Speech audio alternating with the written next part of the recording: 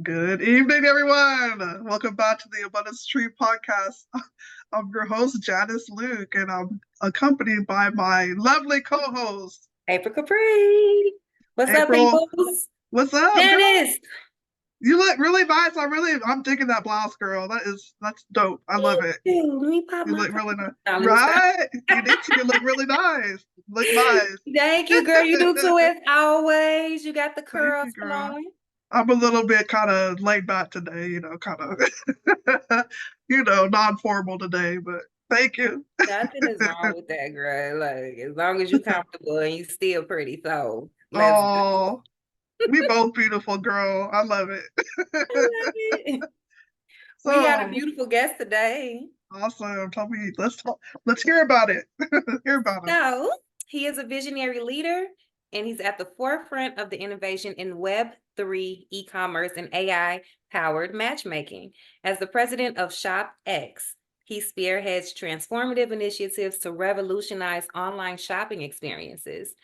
As the co-founder and chief growth officer of Data Ing, he pioneers cutting-edge technologies to enhance matchmaking capabilities. With a diverse background spanning in various industries, including founding a SaaS platform and contributing to Fortune 500 companies, his expertise is unparalleled.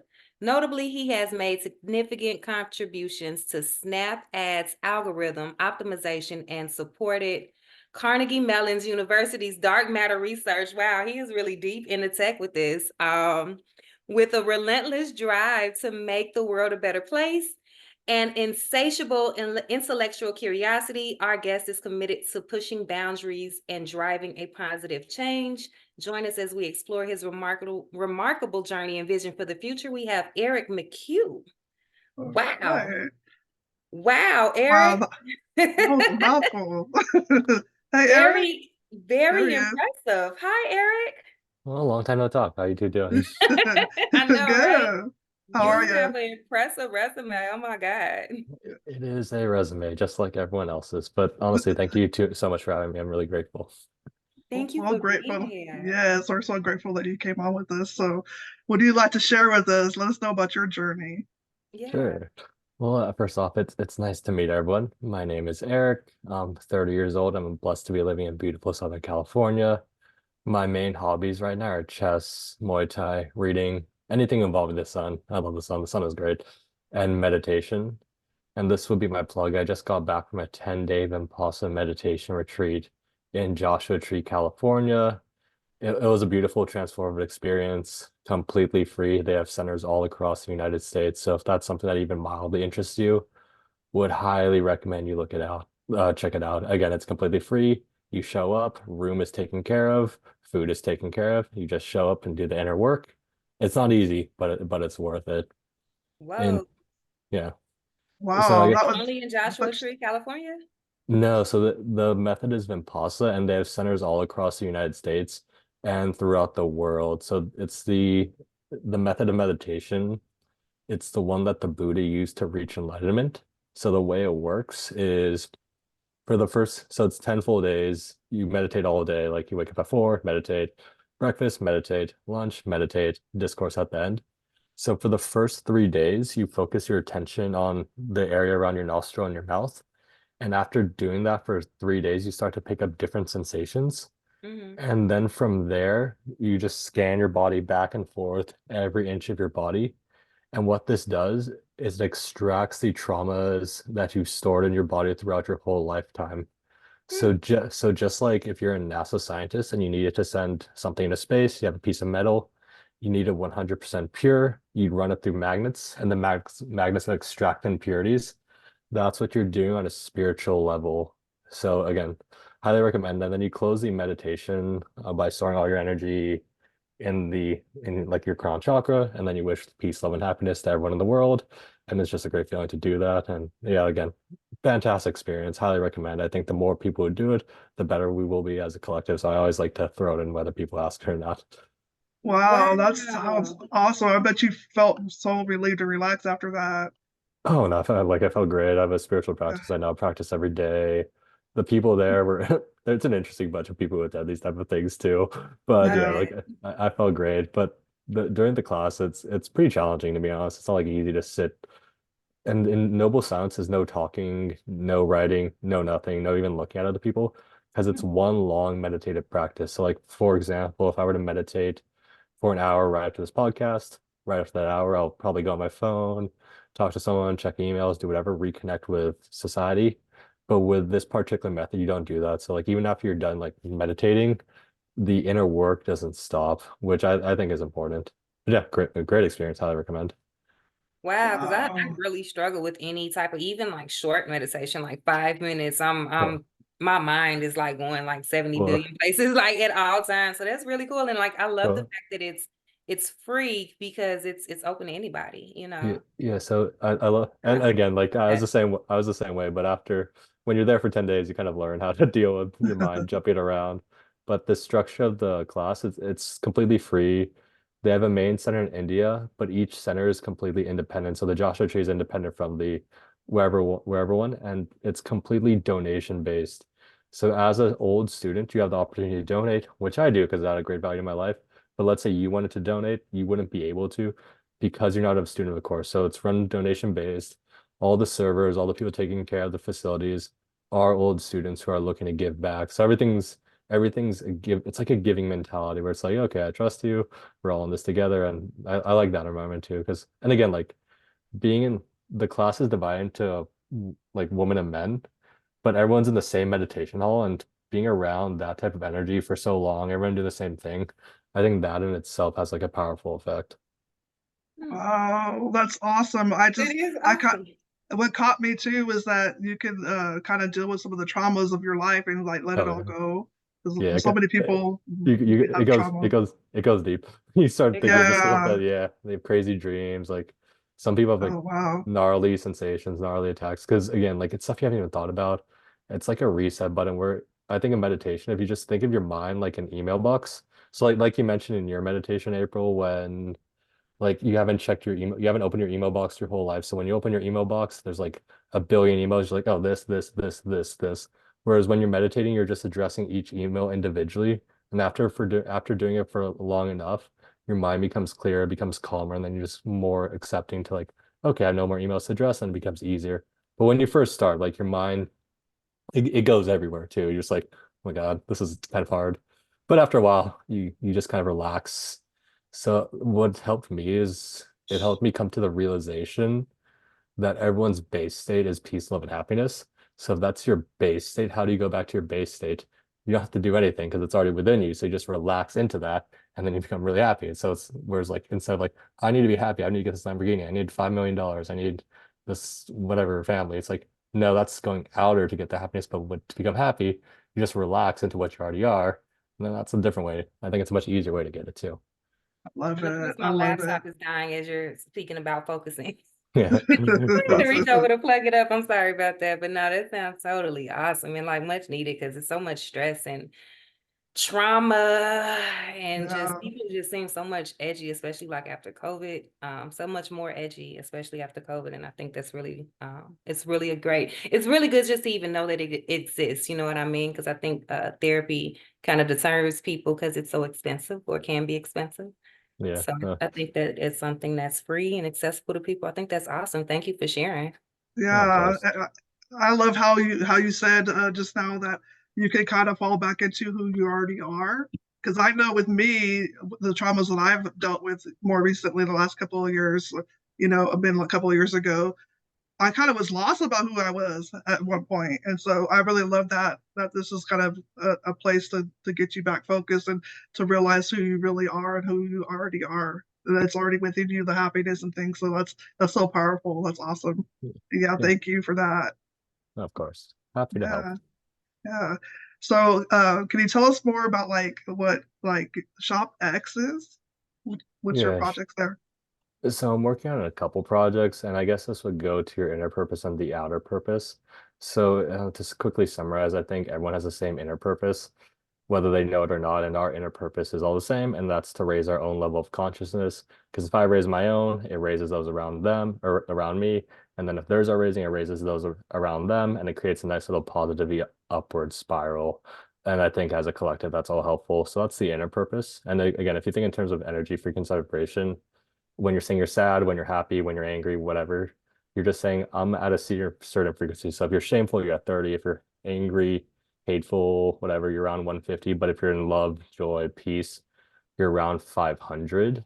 And so it's just like a radio frequency. So if you turn into a specific radio frequency, you get that specific station. So if you're in the angry state of mind, you're on that frequency, which is why you attract angry people. But if you're in a peace, loving, joyous mood, you're on that frequency, which is why you attract more joyous events and more joyous people. So our goal is to raise our own, which raises everyone around us. And as a collective, once we pass 200, that's when we start giving energy. So if you ever talk to someone that you felt drained after, it's because their vibration is below 200. But if you talk to someone you feel energized after, it's because they're above 200. So as a collective, we're doing well. The outer purpose, I would say it's like, I would say the outer purpose is how I think everyone is born with individual specific, like God, the creator, whatever you want to call it. I think he blesses everyone with individual specific gifts. And I think everyone is happy when they're best serving other people. And the best way to serve other people is to follow your authentic self and use those gifts because they're yours. Like, for example, and to manifest those gifts into the real world to add value. And the key to this is authenticity. So I have my own specific gifts. If you try to be me, you won't be able to you won't beat me at being me because I'm number one in the world. But on the flip side, I can't beat you at being you, or I can't beat you at being you. So in this particular case, it manifested in two specific companies, and both try to add positivity in the world. The first is ShopX. What that is, it's a bridge for a Web2 brand to enter the Web3 space. So a quick summary of Web 1 versus Web 2 versus Web 3, because most Thank people you. don't know. Yeah, yeah. Yeah. Thank you. Yeah. Elaborate. Most people don't know what it is. So I'm gonna break it down simply too. So in Web 1, just think of read only. So you can go online, you can read stuff, which is great. I mean, it's helpful. Web 2, just frame it as social media like Instagram or Twitter or Facebook. You can read and you can write, but you can't own. So I can write an Instagram post. You can view that post, you can interact with it, you can do what you will. But Instagram owns the post. They can sell my data for various purposes and they can cancel us at any point in time. Web 3 is read, write, and own. So if I were to create a post in the form of an NFT, I own that post. Instagram can't come in and take that post.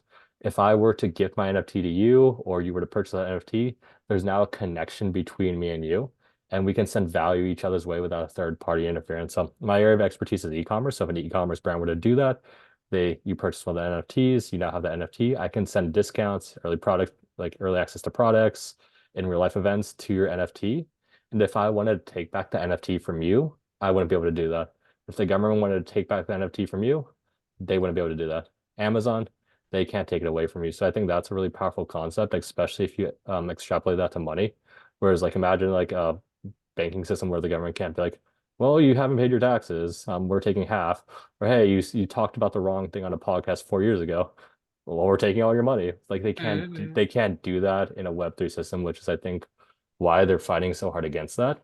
So what ShopX is, it's a app on Shopify and WooCommerce for an e-commerce brand to download and very easily enter the Web3 space. So my why behind ShopX is I would like to live a nice, peaceful life. I felt I couldn't do that if the money system was corrupt. Just look what they're spending on, look at all the death it's causing. And that led me to gold and silver as an answer, which led me to Bitcoin as the next evolution of that. And ShopX is a way for me to onboard people into that ecosystem at scale. So imagine if Nike were to use our products and services, they launch an NFT collection with e-commerce value for their customers. 1 million customers want the e-commerce value attached to the NFT. Maybe it's like a signed shoe, maybe it's a discount, maybe it's access to like in real life a party, maybe it's all the above, the brand gets to decide. They want that value. So then they purchase the NFT, and whether they know it or not, they've entered the space, and that's a 0 to 1 moment for a lot of people at scale. And if they want to research more, they can, and they can do it at their own pace. So we have 2 products live right now. The first is ReserveX. That's our NFT-powered loyalty program. So a brand, they can download our app, they can deploy an NFT with e-commerce benefits, and their customers can then purchase that NFT and enjoy the benefits. And our second product, I think you'll like a lot, it's called SquadX, and it ties with ReserveX. So SquadX is the first ever blockchain-based ambassador program.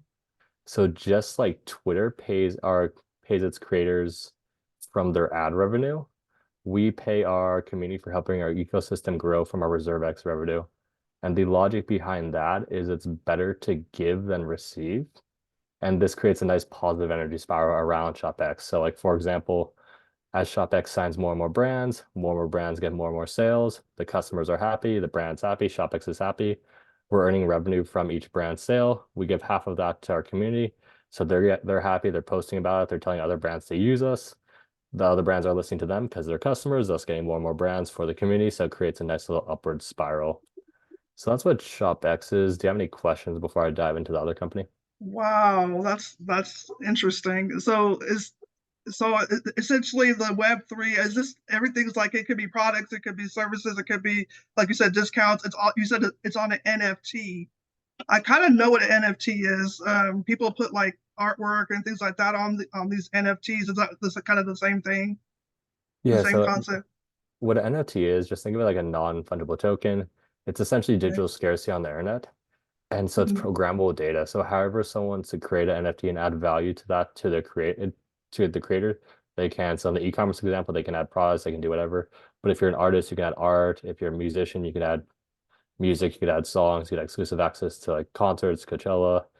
And if you, it could also be like a ticket. So it's like if an NFT were a ticket, you attend a specific sports game, something memorable happens in the sports game. Let's say it was like Kobe. So when Kobe passed MJ in points, let's say you're there, the NFT is a ticket. There's now proof of attendance that you're there, and you can get airdropped a Kobe memorabilia thing, and you can claim that product in real life. So it's just you can just think of it as a long story short, it's a new it's a connection between a creator and a consumer. Whatever form the creator and the consumer take, that's up to the creator and consumer. And whatever value flows between them, that's up to those parties as well. Oh, okay. Wow, that's awesome. Yeah. So we lost April for a minute, but she's And back. she's back. I You all don't know. right? I'm so sorry, y'all. My computer That's did okay. like something really weird. I guess y'all could see like I was having mad technical difficulties. Like it's on now, but I don't trust Hey, it. it Yeah. happens, no problem. So we'll let you All right. continue, Eric, with the with where you stopped. You know, you can go ahead and continue on. Yeah, Sorry no. about that.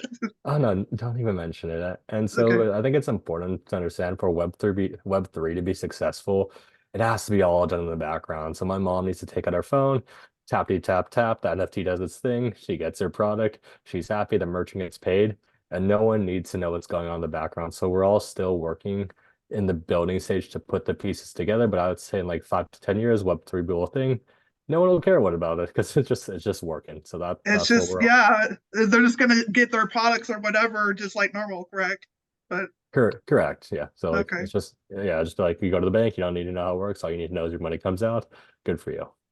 Yeah, that's awesome. Not really regulated, not really kind of I don't know, like government stuff. It's not really regulated, and um, you said read write, and then you also own it. So just like Facebook is owned by Zuckerberg and all the Yeah. social media is owned. You actually own everything. Is that's what you're Correct. essentially saying, right?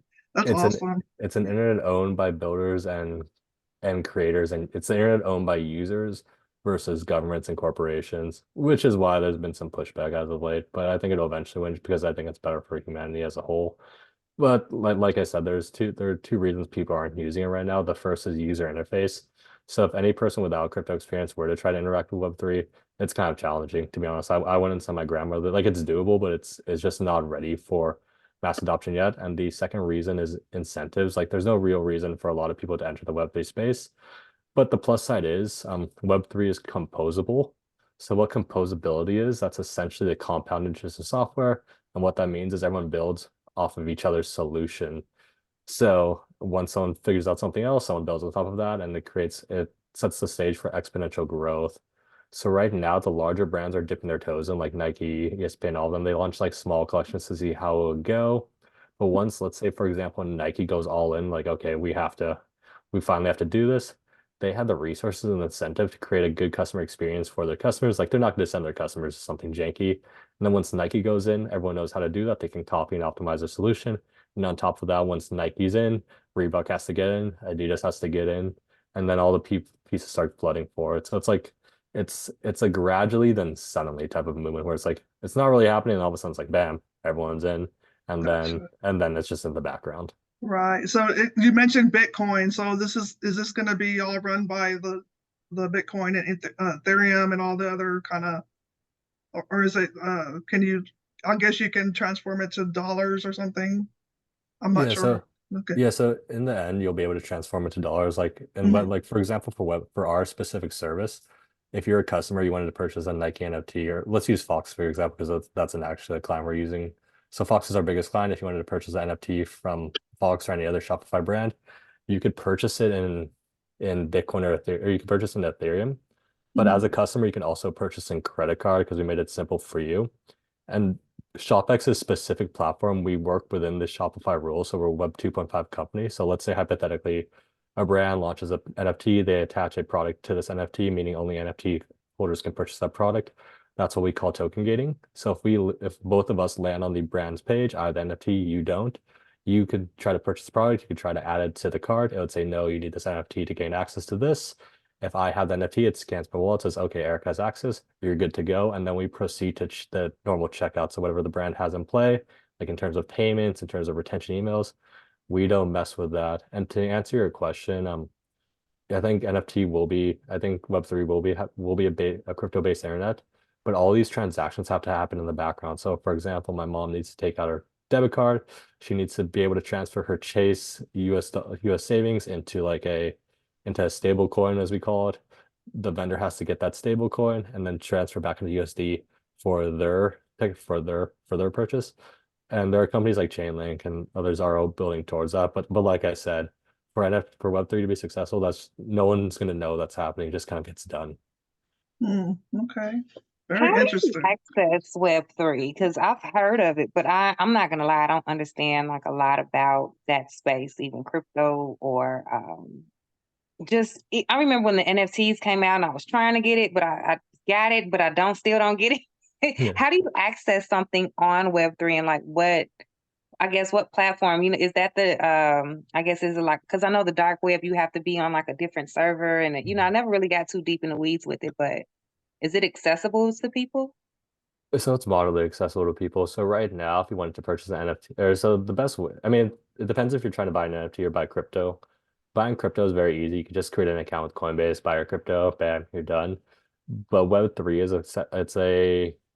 it's centered around customer ownership. So if I'm purchasing crypto on Coinbase, I'm buying an NFT on Coinbase. Yes, I have a claim to the NFT, but then Coinbase is the one that owns the NFT. They own the crypto. So as we've seen with FTX, if they go belly up, they decide not to pay, they like I can't do anything. But if I were to take ownership of the NFT or crypto, I would need to learn how to take self-custody via wallet. So there are two forms of wallets. The first is a hardware wallet, and I think that's the more secure fashion where it's like, okay, think of it just like a USB. If I send money there, it's like having gold in the sense, if I lose that USB or I lose the code to the USB, I lose the code to the USB. At the same point, it's completely offline and no one can touch it. Or I can create a MetaMask wallet, which is a hot wallet. So essentially, that's just a web extension where you download, create your wallet, and then you could send NFTs there. So both forms you have ownership, and in both forms, how you have access to that is you get something called your private keys, which is what gives you access to the content in your wallet. If you lose the private keys, you lose the wallet. If someone gets that private keys, they have access to your money. But if you secure it properly, that's where the ownership comes in. Like no one can take it from you because they're mine. So if you have private keys, you can send stuff away. But yeah. All you'd have to do is create a wallet, and I would say that's a big barrier to entry right now, which is why people are making it simpler. Like people are working on solutions where you can create a wallet just by linking your email, with your cell phone, with your social media accounts. In the future, it's gonna on the back end, there's gonna be a wallet of, like, let's say Instagram were to adopt NFTs, a potential solution is each Instagram profile could function as a crypto wallet, meaning only the access of the owner of the wallet could send stuff. And the way crypto wallets work are there's a private key and a public key. So the private key is what gains access to sending the cryptocurrency. So never, ever, ever give your private key away. But your public key is what I would send to you if I were to accept crypto from you. So if you wanted to send me Bitcoin, I'd send you my public key. You would send it to me, and then there's no way for you to access my public key with the private key. So yeah.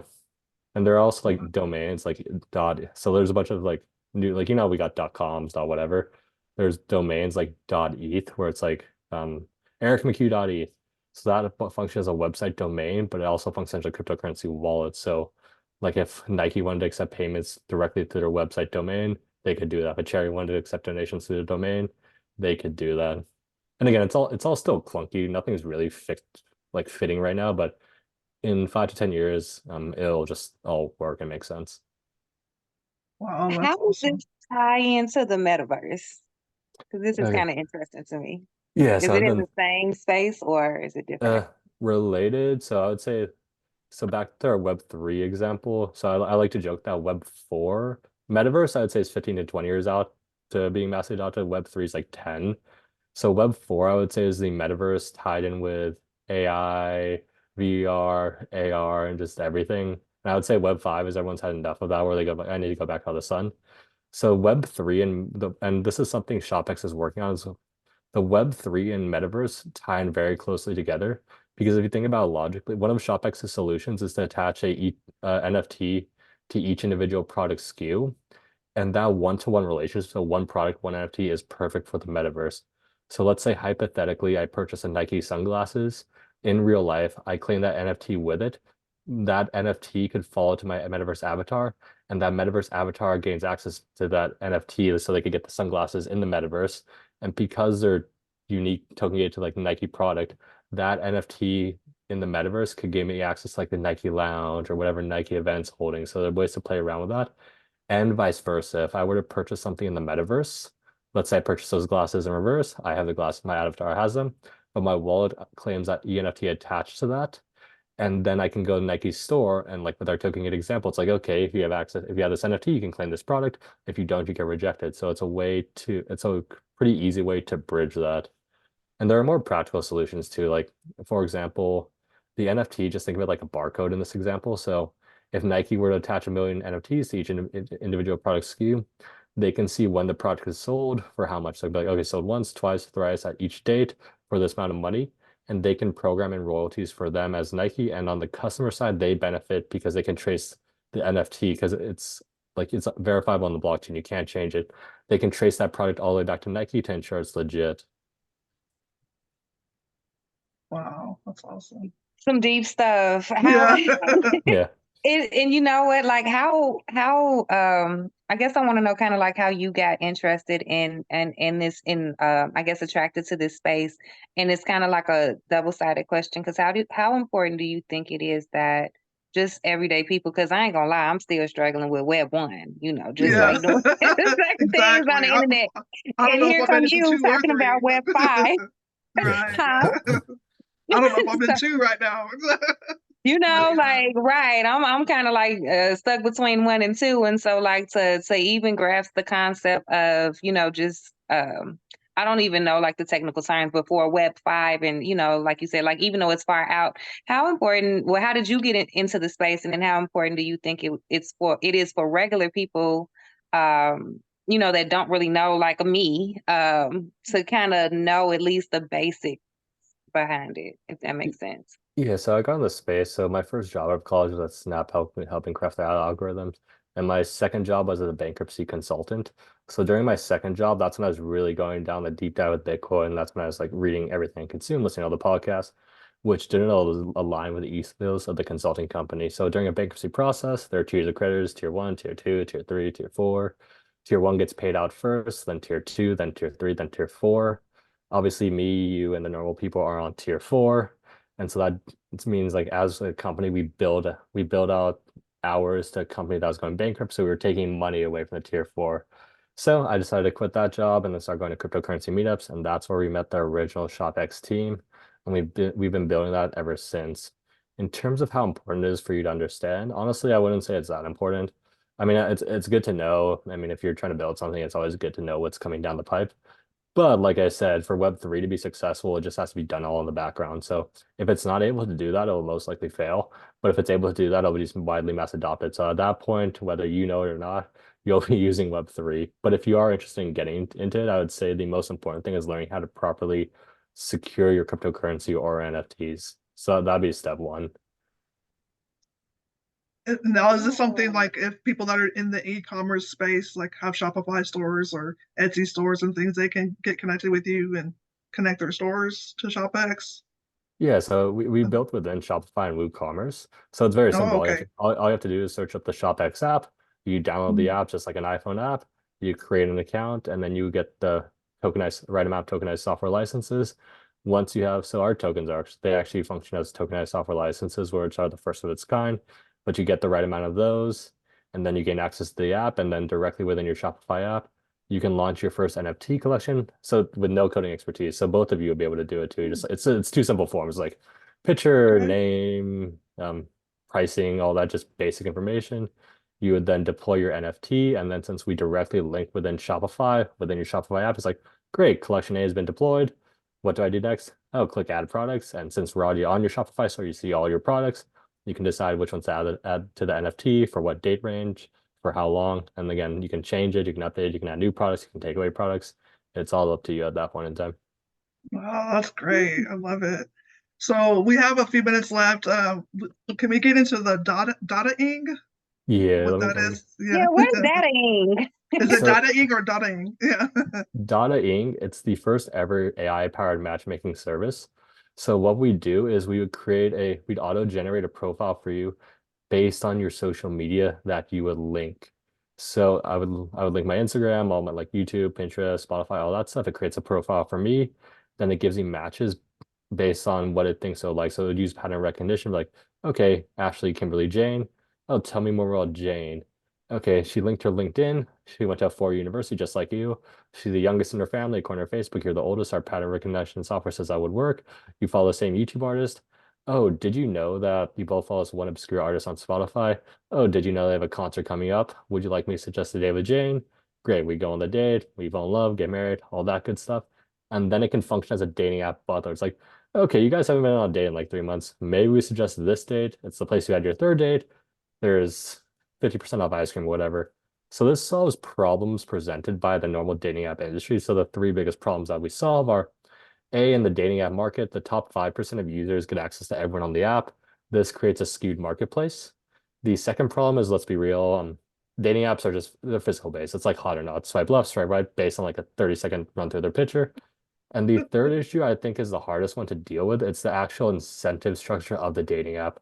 So if you think about it logically, let's say Tinder, and this can be extrapolated to all dating apps because most are just owned by Match.com, so it's a monopoly, which is little known. But like, let's say Tinder matches a happy couple. The happy couple then leaves the app. Tinder then loses a paying customer. The shareholders lose money. Shareholders typically don't like to lose money, so they rely on something called churn marketing, where it's essentially just keeping someone on a Ferris wheel. So if you ever heard of someone download the app, delete the app, download the app, delete the app, that's all by design.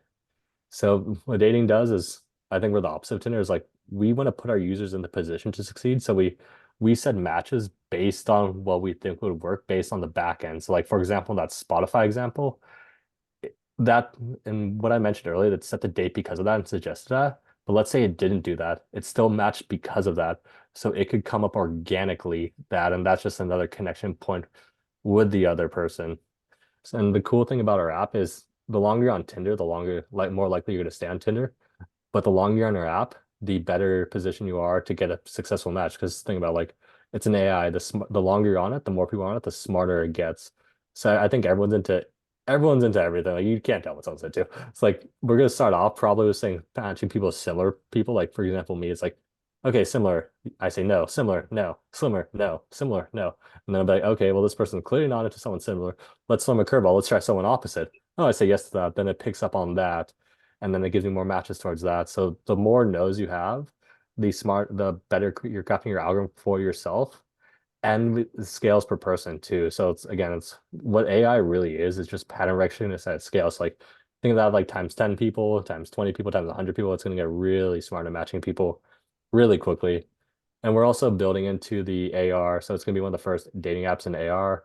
I know Wow. people, yeah, like people's AR, like the headset, it seems clunky, it seems dumb, it's expensive. I personally don't have one. But I think Apple is following their own business model with the iPhone. So if you remember when the iPhone first came out, it was expensive. You're just like, no, I don't need a $2,000 phone. But 10 years later, we all have that. So I think they're just copying themselves. And long term, I think this could be a good community building app too. Because like think about, once you have a bunch of people, it's like, hey, can you find me 5 dudes who are into meditation within 20 miles who also go to Muay Thai? And they can find that. So it'll help you find a community, like your own high vibe Mhm. tribe, depending on what you're looking for. So there's plenty of possibilities. The dating app market is just easy market penetration because let's be real, no one really likes the apps. I can run ads on like a Tinder fails channel. It's like, hey, um, is Tinder working for you? Well, probably not because you're on Tinder fails channel. Here's a demo of the solution. I Would you like love to? it. Yeah, that's That's freaking awesome. wild. So That is it's wild.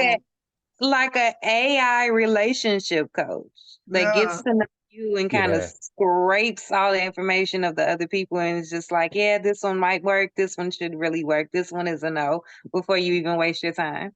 And it's yeah, got to like be accurate That's because everyone's wild. feeding into it. It's got to start getting more and more accurate as you stay and on it. Yeah. and you're right, it could totally function as a relationship coach. Like down the line, we're just trying to get it live, but like it'd be like, okay, all your dates ended on the first day. Why do you think this is? Let's maybe try something different. This worked for other people. Don't do this stupid as first date. Try this one instead. Right. Or like you're getting to the second date, but you're not getting to the third. What's wrong? And it can help coach you because I think Lord knows that people need help in the dating market. It's kind of Yeah. I think we all know Yes. yeah, Yeah. it can be a cringe fest. Where it's like, come on, guys. Fringe Wow. fest is the nicest word I've heard for it in a long Yeah. time. I know, like it could be really helpful too. Like, and I guess I'll just rag on both guys and girls just equally. It'll help girls with just selecting someone better versus like the Playboy type of thing, and the guys will help them not be too dumb. Like I've seen some of my guy friends the way they text me. I'm just like, Jesus Christ, no wonder you got ghosted. And they could help. It could help after the relationship. It's like, hey, did you know her birthday's coming up? Oh, did you know Right. she just added Yeah. this thing on Pinterest? Oh, Wow. there's her artist, whatever artist she listens to religiously is having a concert. You may want to do something, dude. Or Wow. I no, it's like, love it. yeah, I yeah, actually love that too. I think that's a really good use for AI. yeah. No, because like, and I believed, and we're kind of running out of time, but like, I believe technology is completely useful or neutral. So like, it's either good or bad, depends on the use case. And a lot of people are all doom and gloom about it. It's like, okay, Terminator. It's like, first of all, no. But I think plenty of people are building, I think dating is a positive use case for AI, where I think you can help people, and I think other people are going to use AI to help people. It's like, for example, again, it's a pattern recognition software. You can run the medical records across hundreds of millions of people. It's like, okay, people who exhibit this trait usually get this disease. You guys may want to check this out, and this could be completely brand new. Wow, that's so cool. We have about a minute left. This has been so intriguing for me. Can you tell us where people can find you real quick? Yeah, so the best place, honestly, I'm here to help. So just shoot me a DM on my Instagram, Eric D. McHugh, and then I can respond to voice message just because that works best if you're interested in that. If you're interested in Web3 e-commerce, shopx.co, shopx.co. And if you're interested in AI powered matchmaking, dataing, dataing.io. I love it. Thank you so much for coming on Right. with this. We'll have to have you back sometime for Oh, updates. oh, Absolutely. I'll be down. That'll be fun. Awesome. Thank you Thank you so so much. much. Thank you. Thank you guys for watching. Thanks. Y'all have a great night. You too. Bye. Bye. Bye.